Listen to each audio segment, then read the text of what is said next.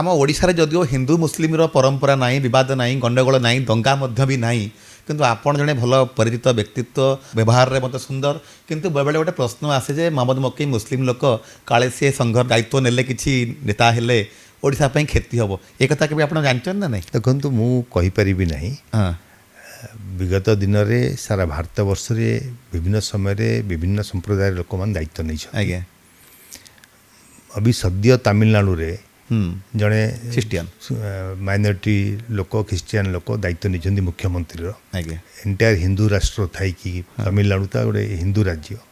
द्राविड़ माने शासन करते दीर्घ 59 वर्ष धरी एवं आमे जो भाईचारा भितर बढ़ी आसीचु कटक सहर रे आज्ञा डाक्टर परिवार आसीचु सबु समय सबु प्रकार सबु संप्रदाय लोक मैंने घर भितर अनावेश प्रवेश थाए एवं परवर्ती अवस्था रे कॉलेज जीवन टू राजनीति आसिकी कटक सहर परी एक मर्यादा संपन्न सहर प्रतिनिधि होवार सुजोग पाइले परवर्ती अवस्था रे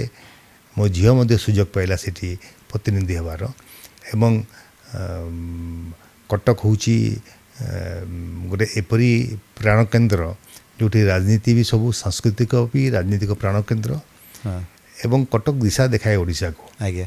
लोकंर कौन अनुभूति थी मुझे कहीपर ना किंतु मुझे एपरी